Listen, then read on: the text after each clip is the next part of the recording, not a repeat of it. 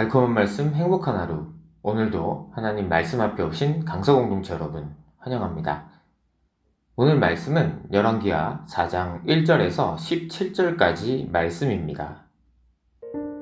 선지자의 제자들의 아내 중에 한 여인이 엘리사에게 부르짖어 이르되, 당신의 종 나의 남편이 이미 죽었는데 당신의 종이 여호와를 경외한 줄은 당신이 아시는 바니이다. 이제 빚준 사람이 와서 나의 두 아이를 데려가 그의 종을 삼고자 하나이다. 내가 너를 위하여 어떻게 하랴? 내 집에 무엇이 있는지 내게 말하라. 계집종의 집에 기름 한 그릇 외에는 아무것도 없나이다. 너는 밖에 나가서 모든 이웃에게 그릇을 빌리라. 빈 그릇을 빌리되 조금 빌리지 말고 너는 네 두 아들과 함께 들어가서 문을 닫고 그 모든 그릇에 기름을 부어서 차는 대로 옮겨 놓으라. 여인이 물러가서 그의 두 아들과 함께 문을 닫은 후에 그들은 그릇을 그에게로 가져오고 그는 부었더니 그릇에 다 찬지라. 여인이 아들에게 이르되, 또 그릇을 내게로 가져오라. 다른 그릇이 없나이다. 하니 기름이 곧 그치었더라. 그 여인이 하나님의 사람에게 나아가서 말하니 그가 이르되, 너는 가서 기름을 팔아 빚을 갚고 남은 것으로 너와 네 두 아들이 생활하라. 하루는 엘리사가 수넴에 이르렀더니 거기에 한 귀한 여인이 그를 간곤하여 음식을 먹게 하였으므로 엘리사가 그곳을 지날 때마다 음식을 먹으러 그리로 들어갔더라. 여인이 그의 남편에게 이르되, 항상 우리를 지나가는 이 사람은 하나님의 거룩한 사람인 줄을 내가 아노니 청하건대 우리가 그를 위하여 작은 방을 담 위에 만들고 침상과 책상과 의자와 촛대를 두사이다. 그가 우리에게 이르면 거기에 머물리이다. 하루는 엘리사가 거기에 이르러 그 방에 들어가 누웠더니 자기 사환 게하시에게 이르되, 이 수냄 여인을 불러오라. 곧 여인을 부르매 여인이 그 앞에 선지라. 엘리사가 자기 사환에게 이르되, 너는 그에게 이르라. 내가 이같이 우리를 위하여 세심한 배려를 하는도다. 내가 너를 위하여 무엇을 하랴? 왕에게나 사령관에게 무슨 구할 것이 있느냐? 나는 내 백성 중에 거주하나이다. 그러면 그를 위하여 무엇을 하여야 할까? 게하시가 대답하되, 참으로 이 여인은 아들이 없고 그 남편은 늙었나이다. 다시 부르라. 부르매 여인이 문에 서니라. 한 해가 지나 이때쯤에 내가 아들을 안으리라. 아니로소이다. 내 주 하나님의 사람이여, 당신의 계집종을 속이지 마옵소서. 여인이 과연 잉태하여 한 해가 지나 이때쯤에 엘리사가 여인에게 말한 대로 아들을 낳았더라. 선지자의 한 제자의 아내가 엘리사를 찾아와 다급히 도움을 청합니다. 그녀는 자신의 남편이 죽었으며 엘리사가 알고 있듯이 자신의 남편이 하나님을 경외하는 신실한 종이었음을 밝힙니다.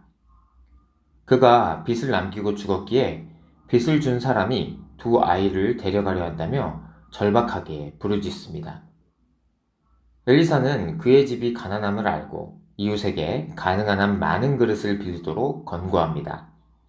하나님은 여인이 모든 빚을 탕감하고 두 아들과 생활할 수 있을 만큼 그릇에 기름을 채워주십니다. 한 수냄 여인이 엘리사에게 자신의 집에서 식사하라고 강하게 권유하였고 이후 엘리사는 그곳을 지날 때마다 도움을 받습니다. 그녀에게는 엘리사를 하나님의 거룩한 사람으로 알아보는 영적인 안목과 이런 선지자를 보내신 하나님에 대한 경외심이 있었습니다. 그녀는 음식 대접에 그치지 않고 자신의 남편에게 엘리사를 위한 방을 하나 만들도록 요청합니다. 엘리사가 언제든 와서 불편하지 않게 쉬도록 배려했습니다. 엘리사는 사환 게하시를 통해 세심한 배려에 고마움을 표하며 어떻게든 수냄 여인을 돕고자 했습니다. 그녀에게 자식이 없음을 알게 된 엘리사는 한 해가 지나 아들을 얻게 합니다. 엘리야의 시대에 남은 자 7,000명이 있었듯이 엘리사의 시대에도 남은 자들이 있었습니다. 경외하며 은혜를 갈구하는 자, 섬김과 헌신으로 자신을 드리는 자, 능력으로 사역하며 일하는 자가 있었습니다. 그러나 그 시대는 돈 때문에 남의 자식을 빼앗는 무정한 시대였습니다. 빚 때문에 자식을 빼앗길 위기에 처한 선지자의 한 제자의 아내가 다급히 도움을 요청합니다. 하나님은 빚을 탕감하고 두 아들과 생활할 수 있을 만큼 넉넉히 기름을 주셨습니다. 절박한 상황에 필요한 것은 부르짖음, 말씀에 대한 순종, 그리고 도움을 구할 신뢰의 공동체입니다. 수넴 여인은 엘리사를 하나님의 거룩한 사람으로 알아보고 정성껏 섬깁니다. 아들이 없다고 한탄하지 않고 가진 것으로 즐거이 베풀며 살았습니다. 엘리사는 한 해가 지나 수넴 여인에게 아들을 얻게 합니다.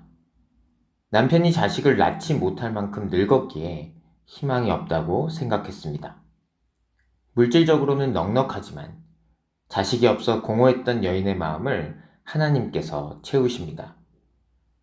천지를 생명으로 채우신 하나님만이 인생의 참 결핍과 공허를 채우실 수 있습니다.